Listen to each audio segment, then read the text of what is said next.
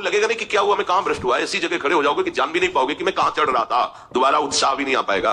अभी बच्चा ना तो लोक को जानता है, ना परलोक को जानता है, ना हित को जानता है, ना अहित को जानता है।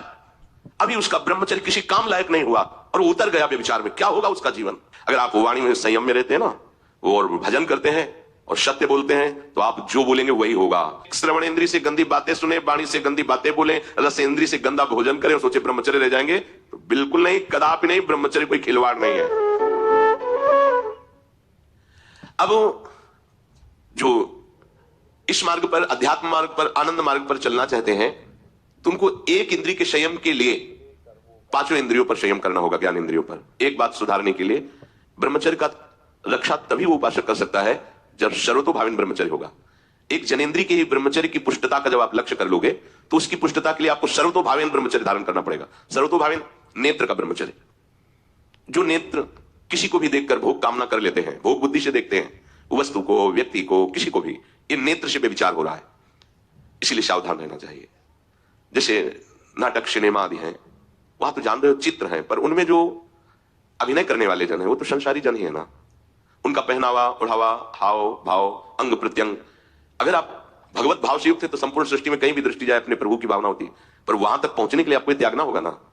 आप किसी का अनुकरण न करें, आप अपनी स्थिति को देखें। अगर आप किसी का अनुकरण करते हैं कि हमने उनको देखा है, वो टीवी देख रहे हैं, तो टीवी में क्या देख रहे हैं, कहां स्थिति है, हमें क्या पता। हमको जहां पहुंचना है उसके लिए हमारे लिए बाधक है, हमें नहीं देखना है।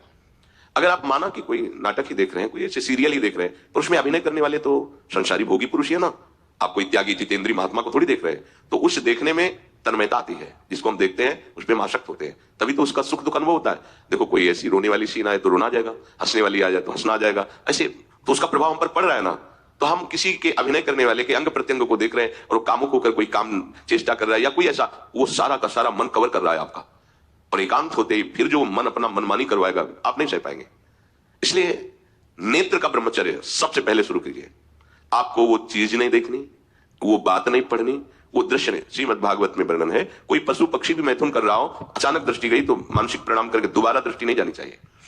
इसीलिए लिखा है कि आप एक धनुष भूमि को देखकर, एक धनुष, इसमें किसी की हानि नहीं होगी, आपकी भी हानि नहीं होगी, आप एक धनुष भूमि देख करके ही चलिए। मतलब बहुत लंबी दूरी देखने की जरूरत नहीं है, बहुत दृष्टि उठा करके इधर उधर गर्दन हिलाने की जरूरत नहीं है। और जैसे कि कोई टक्कर मार सकता है, तो देखो जिनको प्रारब्धानुसार टक्कर लगनी होती है ना, वो चाहे जितनी सावधानी से चलो, वो प्रारब्ध आकर के दंड देता है। अन्यथा सीम की चाप सके को तासु बड़ रखवा रमापति दासु। आप जा रहे हो भगवत चिंतन करते हुए, तो प्रभु का नाम आपका पहरेदार अंग रक्षक है, कोई बाल भी बाका नहीं कर सकता। आपका प्रारब्ध यदि आया है, प्रभु से पास हो गया है कि आपको ये दंड मिलना चाहिए, फिर मिलेगा। आप निश्चिंत रहिए, निर्भय रहिए। प्रभु का जो विधान है वो मंगल करने वाला है। देखो इतने बड़े महापुरुष पूज्य श्री राधा बाबा, श्री आद्याशक्ति भगवती की प्रसन्नता की आराधना कर रहे हैं, क्योंकि श्री कृष्ण हमारे पति हो, इस सिद्धांत की पुष्टता के लिए। और पैर फिसल जाता है, स्नान करने जाते हैं, खड़ाऊ पहने हुए थे और अंग टूट जाता है, दवा नहीं लेते, बांस की खिपचाल बांधकर पुनः अनुष्ठान में बैठते हैं। बलिहारी ऐसी सामर्थ्य की, ये भागवत दीक्षा। प्रारब्ध ऐसे महापुरुषों को भी दंड दे देता है। देखो ना, ऐसे महापुरुष जो ऐसी ऊंचाई पर पहुंचे हैं और इतने भागवत भजन में नियम निष्ठ है, उनको भी प्रारब्ध दंड दे रहा है शरीर को। तो अपने को इससे निश्चिंत हो जाना है। जो होना है उसे रोक नहीं सकते, जो नहीं होना उसे कोई कर नहीं सकता।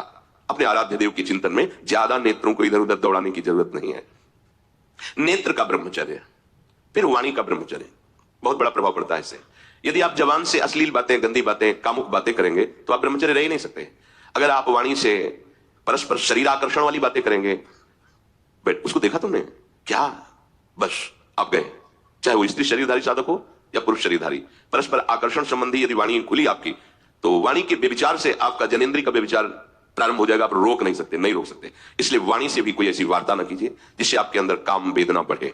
श्रवणेन्द्रिय का, कान से गंदी बातें, व्यभिचार की बातें, कामुक बातें सुनना जिससे हमारे हृदय में कामना जग जाए, बिल्कुल नहीं।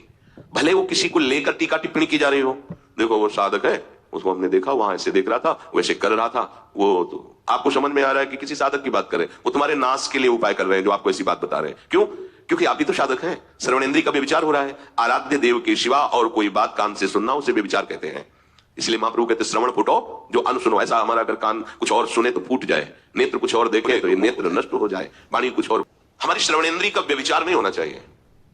धर्म की बात, अपने आराध्य देव की बात, शास्त्र सम्मत बात हम श्रवण करें।